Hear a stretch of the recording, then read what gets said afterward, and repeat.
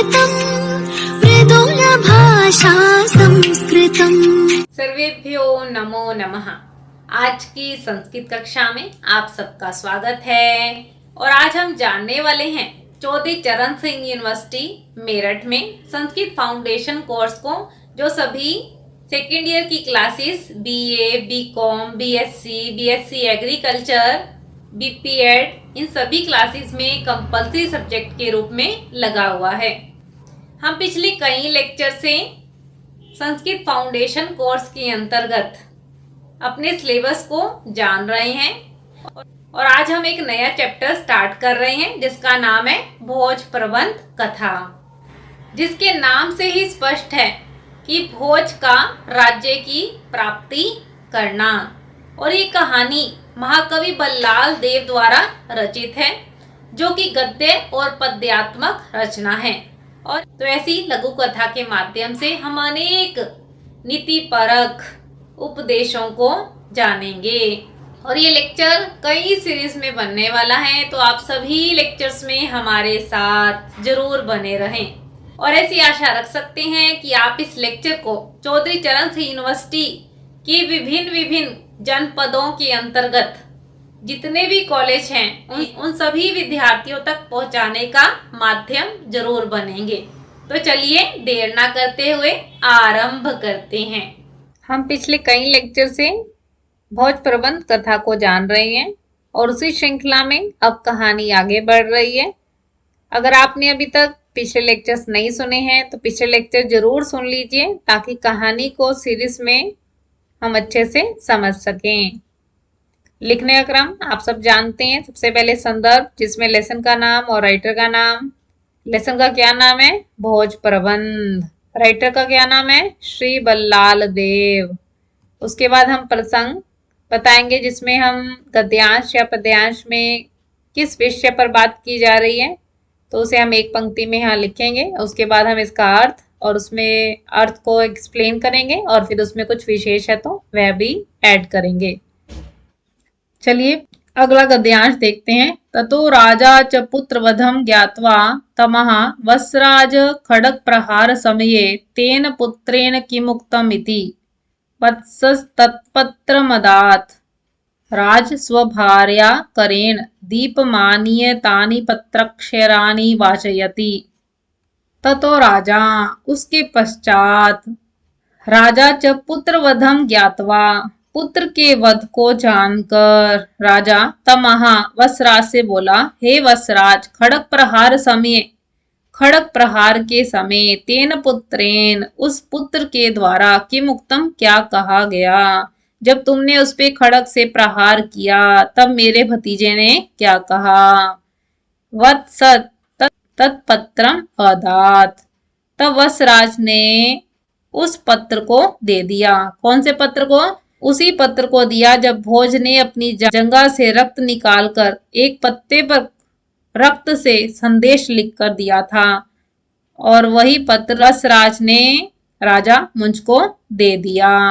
राजा स्वभार्या करेन, राजा भी अपनी भार्या, अपनी पत्नी के हाथों दीपम आनिय, दीप लेकर, तानी पत्राक्षराणि वाचयति, उस पत्र में लिखे हुए अक्षरों को पढ़ती है। तो चलिए जानते हैं कि भोज ने क्या लिख के दिया है अपने चाचा के लिए, राजा मुंज के लिए। और अगर अभी तक आपने चैनल को सब्सक्राइब नहीं किया है तो चैनल को सब्सक्राइब कर लीजिए और साथ में लगे बेल आइकन को प्रेस करके ऑल को सिलेक्ट कर लीजिए, ताकि आने वाली सभी नोटिफिकेशन, सभी अपडेट सबसे पहले आपको मिले। मानधाता च महीपति कृतयुगालंकार भूतो गतः सेतुर्येन महादधौ विरचितः क्वासौ दशास्यांतकः अन्ये चापि युधिष्ठिर प्रभृतयो याता दिवं भूपते नैकेनापि समं गता वसुमती मुंज त्वया यास्यति। राजा च तदर्थं ज्ञात्वा शय्यातो भूमौ पपात। उस पत्र में क्या लिखा है तो चलिए जानते हैं। बहुत ही अच्छा श्लोक है और इसमें तीनों युगों की बात की गई है, सतयुग, त्रेता और द्वापर युग की। तो यहाँ सबसे पहले कुमार भोज जो है राजा मुंज को संबोधित करते हुए कहता है, हे मुंज, हे राजा, हे पृथ्वी के पालक। क्योंकि अगर वह चाचा संबोधित करता तो वहां पर उसका रक्त का संबंध था, और एक रक्त का संबंध दूसरे रक्त के संबंध को कैसे कष्ट पहुंचा सकता है, कैसे उसके वध के लिए तैयार हो सकता है। इसलिए भोज ने अपने पत्र में राजा मुंज के लिए चाचा ना लिखकर राजा लिखा है। इसलिए यहाँ भोज जो है कह रहा है कि हे राजा, हे पृथ्वी के पालक, मानधाता च महीपति, मानधाता राजा का नाम है, महीपति बहुत प्रसिद्ध राजा है। कृत युग अलंकारो, कृत युग कहते हैं सतयुग को, अलंकार भूतो, सतयुग का जो अलंकार भूत था कौन था, मानधाता राजा था, जो सतयुग का सबसे अच्छा राजा था, सबसे अच्छा पृथ्वी पालक था। गतः, वह भी चला गया, वह भी इस पृथ्वी को छोड़कर, इस धरती को छोड़कर चला गया। सेतुर्येन महोदधौ विरचित, और जिसके द्वारा, येन माने जिसके द्वारा, महा प्लस उदधि, जिसके द्वारा बहुत बड़ा, उदधि माने समुद्र पर, सेतु पुल बनाया गया। कवासौ दशास्य अंतकः, दशास्य, आस्य कहते हैं मुख को, जिसके 10 मुख थे, रावण की यहाँ बात कर रहे हैं कि उस रावण का अंतकः, अंत करने वाला, कवासौ कहाँ चला गया, अर्थात भगवान राम भी इस भूमंडल को छोड़कर चले गए हैं। आगे कह रहे हैं, अन्य चापी युधिष्ठिर प्रभृत्यो याता दिवम भूपते, और उसके अलावा जो युधिष्ठिर आदि राजा हैं जो द्वापर युग में हुए थे, याता माने चले गए हैं, दिवम माने ध्युलोक में, अर्थात इस पृथ्वी लोक को छोड़कर दूसरे लोक में चले गए हैं। तो अब आप यहाँ देखिए, इन तीनों पंक्तियों में हमें 3 युग की बात कर दी है। सबसे पहले सतयुग के राजा की बात की, मानधाता, कि वह भी चला गया है, और उसके पश्चात बात की त्रेता युग के नायक की, कौन थे, भगवान राम, वह भी चले गए हैं। और उसके बाद बात की द्वापर युग की, जिसमें युधिष्ठिर आदि प्रतापी राजाओं के बारे में बताया कि वे भी इस धरती को छोड़कर द्युलोक चले गए, किसी दूसरे लोक में चले गया था। इन तीनों युगों का उदाहरण देते हुए बता रहे कि इन युग में हुए राजाओं के पास ये धरती नहीं रही।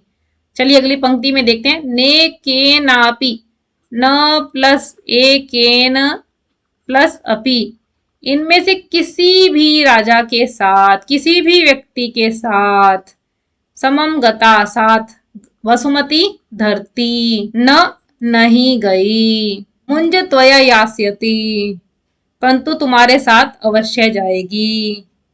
तो यहाँ पर बहुत स्पष्ट कह रहे हैं कि जितने भी अभी तक बड़े बड़े राजा हुए हैं, मानधाता थे, चाहे राम हुए, युधिष्ठिर हुए, कृष्ण हुए, कोई भी अपने साथ इस पृथ्वी को नहीं लेकर गया है, परंतु तुम्हारे इस व्यवहार के कारण, तुम्हारे इस लोभ के कारण ऐसा प्रतीत हो रहा है कि तुम अवश्य ही उस धरती को साथ लेकर जाओगे, उस पृथ्वी को साथ लेकर जाओगे।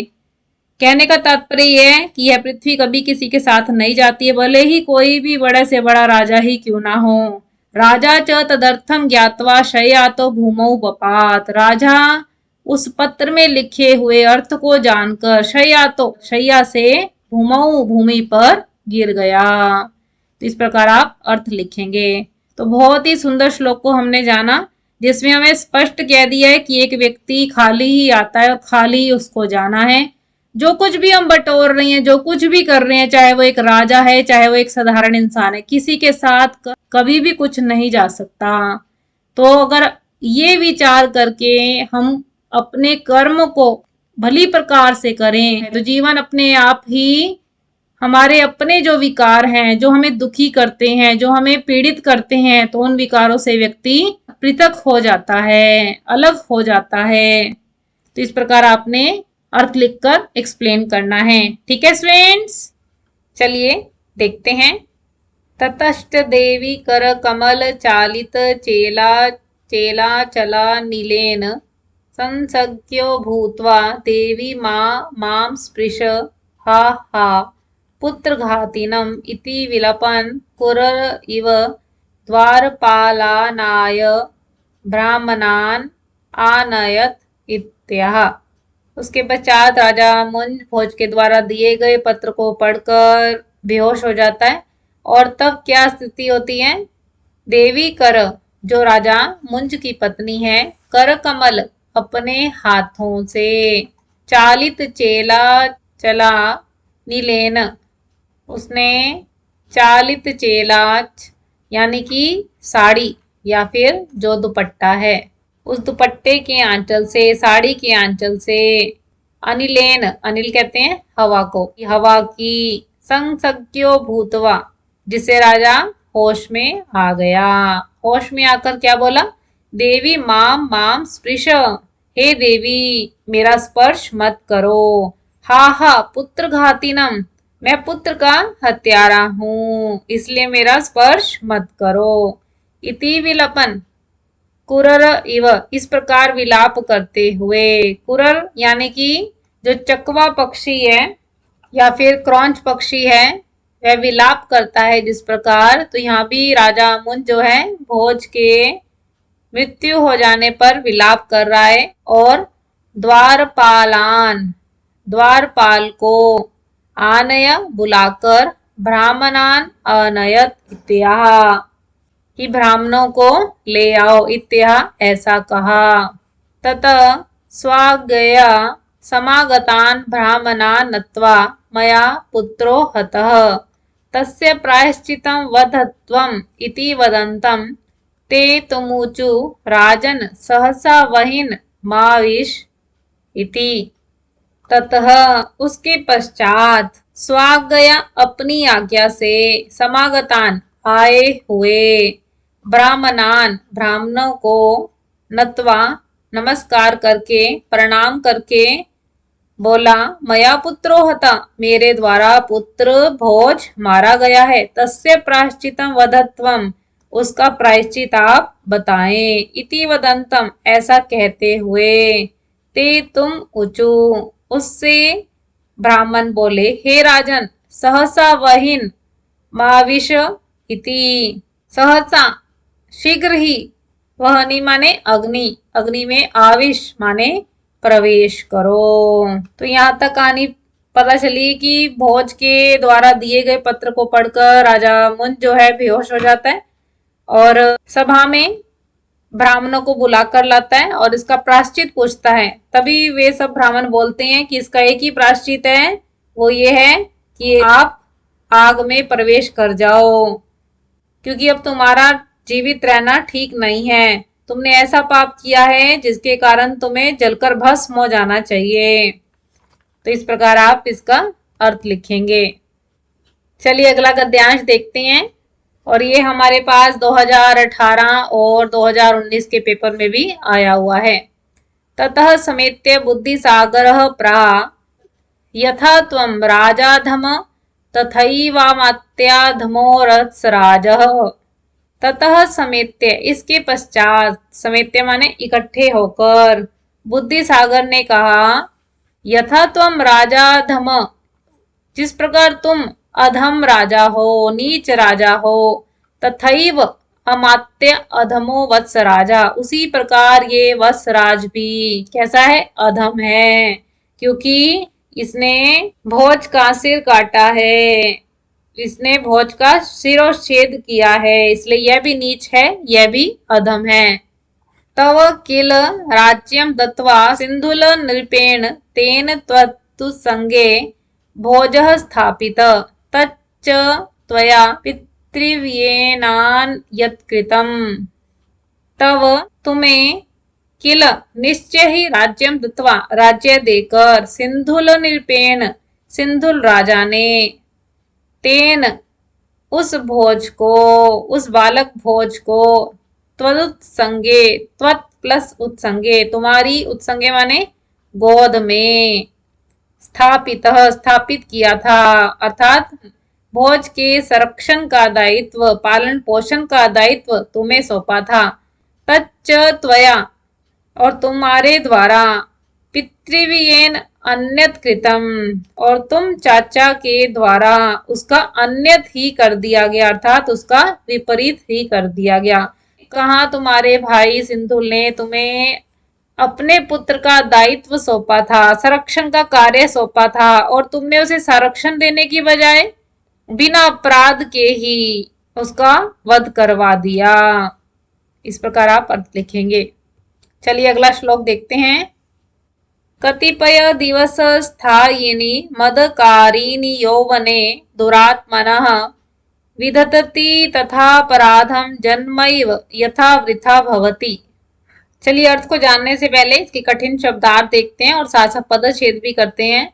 कतिपय कुछ, दिवस दिन, स्थायिनी स्थित होने वाले, मदकारिणी अहंकार युक्त, यौवन युवावस्था जवानी, दुरात्मनः दुष्ट व्यक्ति, विदधति करते हैं, तथा वैसा, अपराधम गलत कर्म, अपराध, जन्मैव जन्म ही, यथा जिस प्रकार, वृथा बेकार, व्यर्थ, भवती हो जाता है। चलिए अर्थ बनाते हैं। तो यहाँ पर बुद्धि सागर नाम का ब्राह्मण राजा मुंज को बता रहा है कि कतिपय दिवस स्थायिनी मदकारिणी यौवने दुरात्मनः, यहाँ से आरंभ कीजिए। दुरात्मनः जो दुष्ट व्यक्ति होते हैं, जो दुरात्मा होते हैं। कतिपय दिवस स्थायिनी कुछ दिन तक ही टिके रह सकते हैं, कुछ दिन तक ही स्थायी रह सकते हैं। और वो कैसे हैं? मदकारिणी यौवने अहंकार युक्त यौवन वाले हैं, अहंकार कराने वाली युवावस्था वाले हैं। तथा अपराधम उस प्रकार के अपराध को करते हैं। जन्मैव यथा वृथा भवति और जिससे उनका जन्म लेना बेकार हो जाता है। अर्थात जो दुष्ट आत्मा लोग होते हैं वे जवानी के मद में कुछ ऐसा अपराध कर देते हैं जिससे उनका जन्म लेना बेकार हो जाता है। और जो तुमने लोग के मद में आकर अपने पुत्र के समान भोज को मरवाया है, ऐसा जघन्य अपराध किया है जिससे तुम्हारा भी जन्म लेना व्यर्थ हो गया है, बेकार हो गया है। इस प्रकार आप अर्थ लिखकर एक्सप्लेन करेंगे।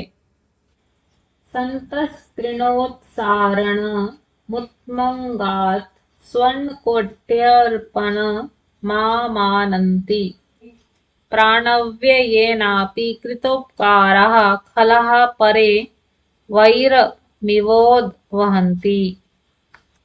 अर्थ को जानने से पहले इसके कठिन शब्दार्थ को जानेंगे और साथ साथ पदच्छेद भी करेंगे। संतस संत, संत महापुरुष, त्रिणो तिनका, उत्सारणम हटाना, उत्तम अंगात उत्तम अंगों से, स्वर्ण सोने के, कोट्य अर्पण करोड़ों स्वर्ण मुद्राओं के देने से, आमनंती मानते हैं, प्राणव्य ये नापि प्राण व येन अपि प्राण देकर, प्राण व्यय करके, अपि भी, कृतोपकारः किए गए उपकार वाले, खलः दुष्ट व्यक्ति, परे दूसरे के, वैर शत्रुता, इव समान, उद्वहंती रखते हैं। चलिए अर्थ बनाते हैं। यहाँ पे बुद्धि सागर नामक ब्राह्मण राजा मुझ को समझाते हुए कह रहा है कि संतस त्रिणोत्सारणम उत्तम अंगात स्वर्ण कोट्य अर्पणम आमनंती, कि जो संत महापुरुष होते हैं, त्रिणोत्सारणम उत्तम अंगात, उत्तम अंगात से यहाँ पर तात्पर्य है सिर, यानी कि जो शरीर का सबसे ऊपरी अंग होता है उसे उत्तम अंग कहा गया। त्रिणोत्सारणम तिनका हटाने का, किसी सज्जन पुरुष के सिर पर कोई तिनका इत्यादि है, स्वयं तो देख नहीं सकता, परंतु जब किसी दूसरे व्यक्ति द्वारा उस तिनके को देखा जाता है और उसको उतार दिया जाता है तो स्वर्ण कोट्य अर्पणम आमनंती, तो ऐसा आमनंती माने ऐसा मानते हैं कि वे उसे स्वर्ण कोटि यानी सैकड़ों स्वर्ण की मुद्राएं दे देता है। तो यहाँ पर सज्जन व्यक्ति के जीवन को बताया गया है कि कोई भी उन पर उपकार करता है तो वह उसे जीवन भर याद रखते हैं, उसके ऋणी रहते हैं। परंतु दूसरी पंक्ति में यानी कि दुष्ट व्यक्ति के बारे में अब बताया कि जो सज्जन की विशेषताएं हैं वह दुष्ट व्यक्ति में कभी नहीं हो सकती हैं, इसलिए वह सज्जन व्यक्ति के विपरीत स्वभाव वाला होता है। तो यहाँ पर कहा कि जो खला, जो दूसरे व्यक्ति हैं, दूसरे कौन से, दुष्ट व्यक्ति हैं, कृतोपकार, किए गए उपकार वालों के, अर्थात किसी ने उनका उपकार किया है, किसी ने सहायता की है, प्राण वय ये नापी, और प्राणपन लगाकर भी, प्राण की बाजी लगाकर भी जिसने उपकार किया है, उन दूसरों के प्रति वैर वैर भावना ही उद्वहंती रखते हैं, वैर रखकर उनसे व्यवहार करते हैं, शत्रुता का भाव रखते हैं। इसलिए कहा कि बुरे व्यक्ति से, दुष्ट व्यक्ति से किसी भी प्रकार की मित्रता नहीं रखनी चाहिए, व्यवहार नहीं रखना चाहिए। तो यहाँ बुद्धिसागर राजा मुंज को धिक्कारते हुए कहता है कि तेरे ऊपर भोज के पिता यानी कि तुम्हारे भाई ने, सिंधुल ने तुम पे उपकार किया तो तुम्हें राज्य का भार सौंपा और अपने पुत्र को तुम्हारी गोद में सौंप दिया, और तुमने क्या किया, क्या तुमने अपने चाचा होने के दायित्व को निभाया, और तुमने भोज को राज्य लोभ के कारण मरवा दिया, इसलिए यह तुम्हारा व्यवहार उचित नहीं है। तो इस श्लोक में हमें सज्जन और दुष्ट व्यक्ति के अंतर को बताया गया है। सज्जन व्यक्ति वो है कि किसी के द्वारा तिनके भर सी भी सहायता कर दी गई है तो वह जीवन भर उसका ऋणी रहता है, और दूसरी तरफ जो दुष्ट व्यक्ति है, कोई भी उसकी सहायता करता है परंतु वह उसके प्रति भी शत्रुता का भाव रखता है कि है। इस प्रकार आप अर्थ लिखकर एक्सप्लेन करेंगे। अगला श्लोक देखते हैं। उपकारश्चापकारो यस्य व्रजति विस्मृतिम पाषाण हृदयस्य जीवतीत्यभिधा मुधा।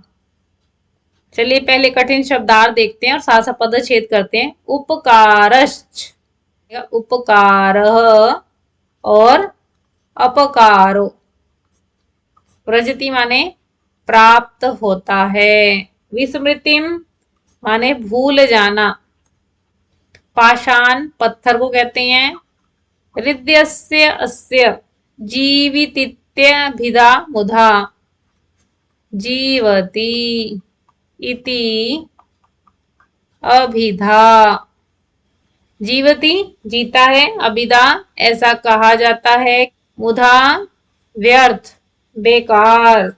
तो यहाँ पर बुद्धिसागर राजा मुंज को बता रहे हैं कि उपकारश्चापकारो, कि जिससे उपकार और अपकार विस्मृत हो गए हैं, भूल गए हैं, अर्थात जिसने अच्छे करने वालों को भी भुला दिया और जो बुरा करता है उसे भी भुला दिया, अर्थात किसी ने उनका उपकार किया, किसी ने भला किया और किसी ने अपकार किया, बुरा भी किया, ऐसा जो कोई भी है अगर वह उसे कह रहे हैं यहाँ पर विस्मृतिम भूल जाता है, तो पाषाण हृदयस्य, तो वह पत्थर दिल वाला होता है, उस पाषाण हृदय के जीवती जी रहा है ऐसा कहना तो मुदा है, मुदा माने व्यर्थ है। कि जो व्यक्ति उपकार और अपकार को नहीं जानता, कृतज्ञता का भाव नहीं रखता, किसी ने उसका उपकार किया है, सहायता की है, बुरे समय पर उसका साथ दिया अगर, और दूसरों के द्वारा किए गए उपकार को भूल जाता है, कृतज्ञता का भाव नहीं रखता, तो ऐसे पाषाण हृदय वाले का जीवन कैसे बताया, मूर्खतापूर्ण जीवन बताया है। क्योंकि जो जीवित है वह दूसरों के द्वारा किए गए उपकारों को याद रखेगा। तो यहाँ पे उपकार और अपकार दोनों को जो भूल जाते हैं उनकी स्थिति को बताया गया है। तो यहाँ पे उपकार क्या किया था, राजा सिंधु ने क्या उपकार किया था कि अपने छोटे भाई मुंज को राज्य का भार सौंप दिया था, और अपकार क्या हुआ, राजा मुंज ने लोभ के कारण अपने ही पुत्र के समान भोज का वध करवा दिया। तो क्लियर है फ्रेंड्स, उपकार किसका किया था और अपकार किसका किया था। तो इस प्रकार आप अर्थ लिखेंगे। अगला श्लोक देखते हैं। यथांकुरः सुसूक्ष्मोऽपि प्रयत्नेनाभिरक्षितः फलप्रदो भवेत् काले तथा लोकः सुरक्षितः। चलिए पहले कठिन शब्दार्थ देखते हैं और साथ साथ पदच्छेद करते हैं। यथांकुरः, यथा प्लस अंकुरः, अंकुर किसे कहते हैं? बीज को। सुसूक्ष्मो, सूक्ष्म होता है छोटा, और सु लगाने से हो गया यहाँ पर अत्यधिक छोटा। प्रयत्नेना अभिरक्षति, प्रयत्न माने प्रयास, अभिरक्षति माने रक्षित किया गया है। फलप्रदो, फल प्रदान करने वाला। भवेत काले, काले माने समय आने पर। तथा उसी प्रकार लोकः सुरक्षितः, लोक का अर्थ है यहाँ पर प्रजाएं। सुरक्षित, सुरक्षित रहती हैं। चलिए अर्थ बनाते हैं अब। तो यहाँ पर बुद्धि सागर राजा मुंज को कह रहा है, यथा अंकुर सुसूक्ष्मोपि प्रयत्नेनाभिरक्षितः, कि जिस प्रकार अत्यधिक छोटा सा अंकुर है, छोटे से भी छोटा, बहुत छोटा अंकुर जो है, भली प्रकार से उस बीज का संरक्षण किए जाने पर, रखवाली किए जाने पर, काले फल प्रदो, समय आने पर फल प्रदान करता है। तथा लोक सुरक्षित, प्रजा का जब भली प्रकार से संरक्षण किया जाता है, भरण पोषण किया जाता है, पालन पोषण किया जाता है, तो वह अच्छे फल देने वाली होती है। प्रकार से तुमने अपने धर्म का पालन भली प्रकार से नहीं किया, अगर भोज को पुत्र भी नहीं मानते तो उसे प्रजा तो समझना चाहिए था आपको, क्योंकि एक राजा का कर्तव्य है अपनी प्रजा का भली प्रकार से भरण पोषण करे, संरक्षण करे। इसलिए राजा कभी भी अपनी प्रजा को बिना अपराध के तो दंड देता ही नहीं है। और आपने निरपराधी, जिसका कोई अपराध नहीं है, ऐसे भोज को दंड दे दिया। जो कार्य आपने किया यह अधर्म है, इसे धर्म के विरुद्ध कहा जाता है। ये इस प्रकार आप अर्थ लिखकर एक्सप्लेन करेंगे। अगला श्लोक देखते हैं। हिरण्य धान्य रत्नानि धनानि विविधानि च तथान्यदपि किंचित किंचित प्रजाभ्य स्युर्महीभृताम्। चलिए पहले कठिन शब्दार्थ देखते हैं और साथ साथ पदच्छेद भी करते हैं। महीभृताम्, राजाओं का। हिरण्य धान्य रत्नानि, हिरण्य कहते हैं सोने को, धान्य अन्न को कहते हैं, और रत्नानि जो रतन है, विविधानि और विविध प्रकार के जो धन हैं। तथान्यदपि, और जो कुछ भी राजा का होता है भी सब प्रजा का ही होता है। तुम राजा के पद पर बहुत लंबी अवधि तक बैठोगे, इसलिए तुमने अपने पुत्र को, अपने भाई सिंधुल के पुत्र को इस राज सिंहासन के लोभ में मरवा दिया, जो कि है धर्म विरुद्ध आचरण है। राजा का सर्वस्व कौन है? प्रजा ही तो है। तो इस प्रकार यहाँ आप अर्थ लिखेंगे। राज्ञी धर्मणि धर्मिष्ठा पापे पाप परा सदा राजा नमनुवर्तन्ते यथा राजा तथा प्रजा। चलिए कठिन शब्दार्थ देखकर फिर इसका पदच्छेद करेंगे और फिर इसके अर्थ को जानेंगे। राज्ञी किसे कहते हैं? राजा को। धर्मिणी, धर्मयुक्त। धर्मिष्ठा, धर्म करने वाले। पापे, पापे पाप युक्त होने पर। पाप पराह, पाप करने वाले। सदा हमेशा, सदैव। राजानम, राजा का। अनुवर्तन्ते, अनुगमन करते हैं, अनुसरण करते हैं। यथा राजा तथा प्रजा, जिस प्रकार राजा होता है उसी प्रकार प्रजा होती है। बिल्कुल सही कहा है, क्योंकि अगर एक राजा धर्मयुक्त व्यवहार करता है, धर्मयुक्त कार्य करता है, तो प्रजा भी उसी प्रकार के कार्य करेगी। अर्थात जब राजा धर्मी होगा, धर्म का पालन करेगा, तो उस राजा को देखकर वह प्रजा भी धर्मयुक्त कार्यों को ही करेगी, धर्म में ही स्थित रहेगी। इसलिए अगली लाइन में यहाँ का पापे पाप परा सदा।